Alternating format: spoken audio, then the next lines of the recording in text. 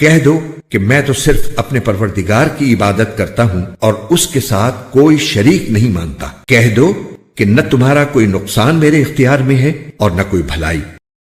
کہ مجھے اللہ سے نہ کوئی بچا سکتا ہے اور نہ میں اسے چھوڑ کر کوئی پناہ کی جگہ پا سکتا ہوں۔ البتہ جس چیز پر مجھے اختیار دیا گیا ہے وہ اللہ کی طرف سے بات پہنچا دینا اور اس کے پیغامات ہیں، اور جو کوئی اللہ اور اس کے رسول کی نافرمانی کرے گا تو اس کے لیے جہنم کی آگ ہے، جس میں ایسے لوگ ہمیشہ ہمیشہ رہیں گے،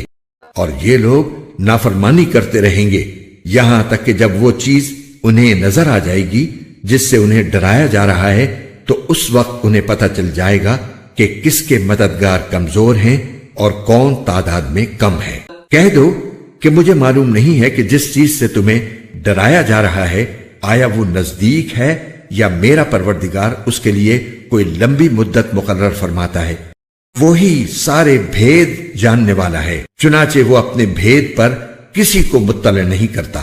سوائے کسی پیغمبر کے جسے اس نے اس کام کے لیے پسند فرما لیا ہو۔ ایسی صورت میں وہ اس پیغمبر کے آگے اور پیچھے کچھ محافظ لگا دیتا ہے۔ جان لے کہ انہوں نے اپنے پروردگار کے پیغامات پہنچا دیے ہیں اور وہ ان کے سارے حالات کا احاطہ کیے ہوئے ہے، اور اس نے ہر چیز کی پوری طرح گنتی کر رکھی ہے۔ مفسر مفتی محمد تقی عثمانی۔ آیت نمبر 24 تفسیر سورۃ مریم 19 سے 73 میں ہے کہ کافر لوگ مسلمانوں سے کہتے ہیں کہ ہم دونوں فریقوں میں سے کس کا مقام زیادہ بہتر ہے اور کس کی مجلس زیادہ اچھی ہے، یعنی کس کے مددگار طاقت اور گنتی میں زیادہ ہیں۔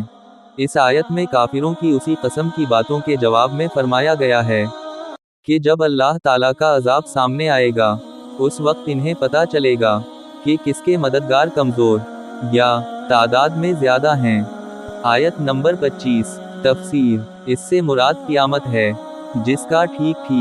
وقت کوئی نہیں جانتا۔ آیت نمبر 27 تفسیر اللہ تعالیٰ کے سوا کوئی عالم الغیب نہیں ہے، البتہ وہ اپنے جس پیغمبر کو چاہتا ہے وحی کے ذریعے غیب کی خبریں پہنچا دیتا ہے، اور ایسے موقع پر فرشتوں کو اس وحی کا محافظ بنا کر بھیجا جاتا ہے تاکہ کوئی شیطان اس میں کوئی خلل نہ ڈال سکے۔